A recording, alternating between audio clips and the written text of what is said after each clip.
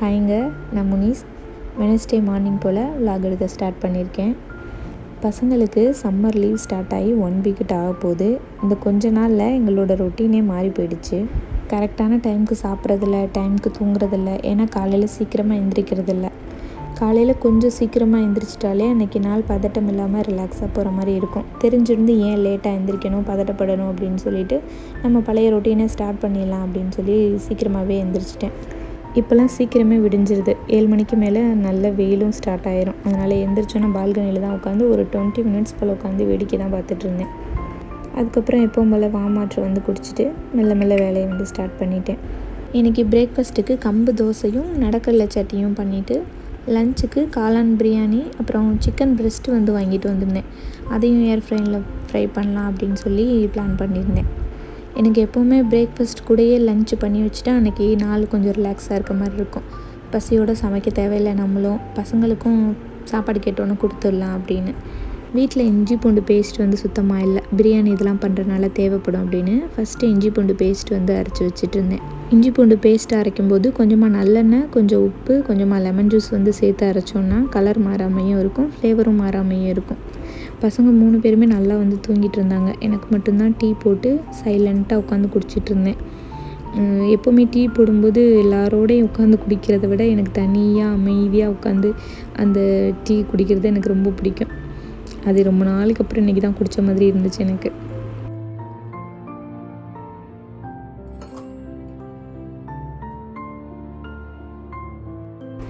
அப்புறம் நடக்கடலை சட்னி வந்து பண்ணுறதுக்கு கொஞ்சமாக தேங்காய், நடக்கடலை, வறுத்த நடக்கடலை தோல் உரித்து எப்போவுமே வச்சுருப்பேன். அந்த கடலையும் சேர்த்து, பச்சை மிளகாய் வந்து நேற்று கடைக்கு போனேன், ஆனால் வாங்க வந்து மறந்துட்டேன். அதனால் பட்டை மிளகாய் வந்து காரத்துக்கு ஏற்ற மாதிரி சேர்த்துட்டு, நாட்டு பூண்டு கொஞ்சம் தோல் உரிக்கலாம் தேவையில்லை, அதை அப்படியே வந்து உள்ளே சேர்த்துட்டு கொஞ்சமாக கருவேப்பிலை சேர்த்து நல்லா உப்பு போட்டு அரைச்சி வந்து எடுத்துட்டேன். தாளிக்கிறதுக்கு எப்பவும் போல் கடுகு, உளுந்தம் பருப்பு, கருவேப்பிலை போட்டு தாளித்து வச்சுட்டேன். அப்புறம் பிரியாணி பண்ணுறதுக்கு பாஸ்மதி ரைஸ் எடுத்து நல்லா அலசிட்டு தண்ணி ஊற்றி ஊற வச்சுட்டேன். தக்காளி, வெங்காயம், அப்புறம் காளான் எல்லாத்தையுமே அலசிட்டு நறுக்கி வந்து எடுத்து வச்சாச்சு.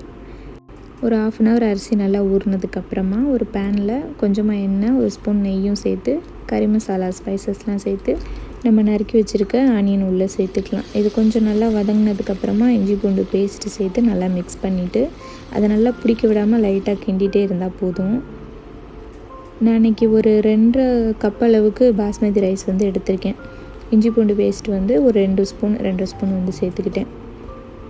இது கூட தக்காளி சேர்த்துட்டு ஒரு 2 நிமிஷம் மூடி வச்சிட்டோம் அப்படின்னா தக்காளி நல்லா குலைவாக வெந்து வந்துடும். இது கூட நம்ம நறுக்கி வச்சுருக்க மஷ்ரூமை உள்ளே சேர்த்துட்டு ஒரு 3-4 நிமிஷம் மூடி வச்சு வேக வைக்கணும் காளானை. அதுலேருந்து நல்லா தண்ணி வந்து விட்டு வரும். அந்த ஸ்டேஜில் வந்து நம்ம மற்ற மசாலா எல்லாமே சேர்க்கலாம்.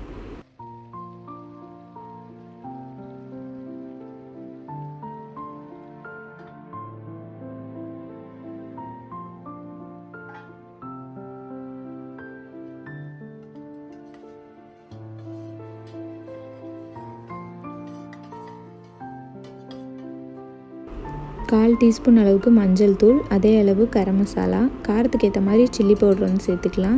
காஷ்மீரி சில்லி பவுட்ரு கொஞ்சம் நான் வந்து சேர்த்துக்கிறேன் கொஞ்சம் கலருக்காக. 1 ஸ்பூன் அளவு தயிர் சேர்த்துக்கிறேன். அதுக்கப்புறம் ஒரு பாதி லெமன் வந்து புழிஞ்சு விட்டுறேன். பிரியாணி மசாலான்னு தனியாக இருக்கும்ல, அதெல்லாம் வந்து நான் எப்போவுமே சேர்க்குறதில்ல. எல்லா பிரியாணிக்குமே இதே மெத்தடில் தான் பண்ணுவேன். இப்போ இது நல்லா மிக்ஸ் பண்ணிவிட்டு ஒரு 1/2 கப் அளவு மட்டும் தண்ணி சேர்த்துக்கிறேன்.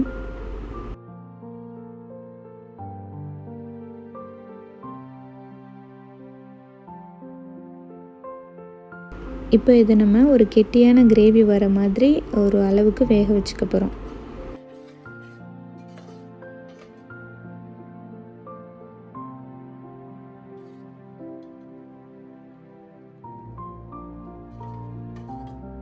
இந்த மாதிரி கிரேவி ஆட்டம் வெந்து வந்ததுக்கப்புறமா நம்ம ஊற வச்சுருக்க பாஸ்மதி ரைஸை உள்ளே சேர்த்து, நான் இன்றைக்கி தேங்காய் பால் பாதி தண்ணி பாதி சேர்த்துருக்கேன். 2 கப் அளவு தேங்காய் பால் வந்து சேர்த்துருக்கேன். 2 கப் அளவு தண்ணி, 2.5 கப் அளவு பாஸ்மதி ரைஸ்க்கு 4 கப் அளவு தண்ணி சேர்த்துருக்கேன். நம்ம முன்னாடியே 1/2 கப் சேர்த்தோம் இல்லையா, அதையும் சேர்த்து வந்து சொல்கிறேன்.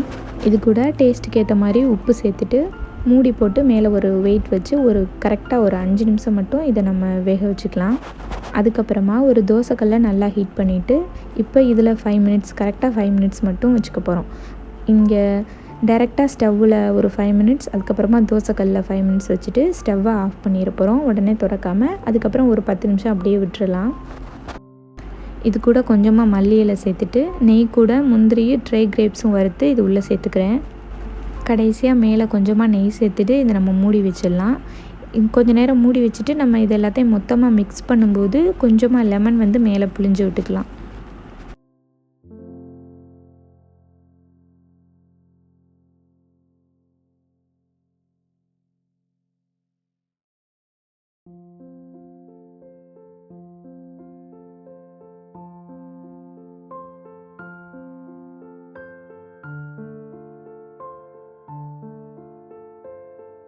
பிரியாணி செஞ்சு வச்சதுக்கப்புறமா தான் பசங்க வந்து எந்திரிச்சாங்க. அதுக்கப்புறமா அவங்களுக்கு தோசை போட்டு நிலக்கடலை சட்னி வச்சு பிரேக்ஃபாஸ்ட் வந்து கொடுத்தாச்சு. அதுக்கப்புறம் நம்ம சிக்கன் பிரெஸ்ட் வாங்கியிருந்தோம் இல்லையா, அதுக்கு வந்து மசாலா போட்டு எப்படி ஏர் ஃப்ரையில் ஃப்ரை பண்ணேன் அப்படின்னு பார்க்கலாம்.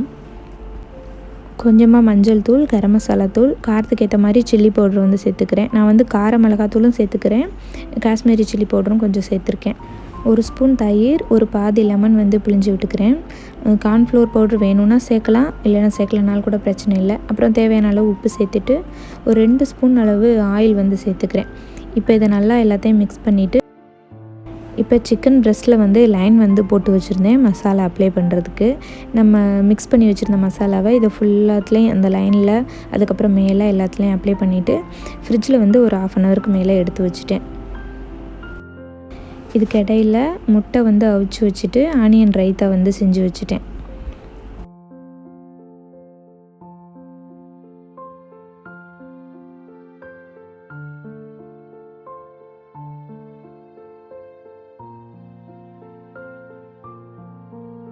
காலையிலே சிக்கன் மசாலா போடுறத பார்த்துட்டனால 12 மணிக்கு மேலேயே பசிக்க ஆரம்பிச்சிருச்சுன்னு சின்னவர் வந்து சொல்லிட்டாரு.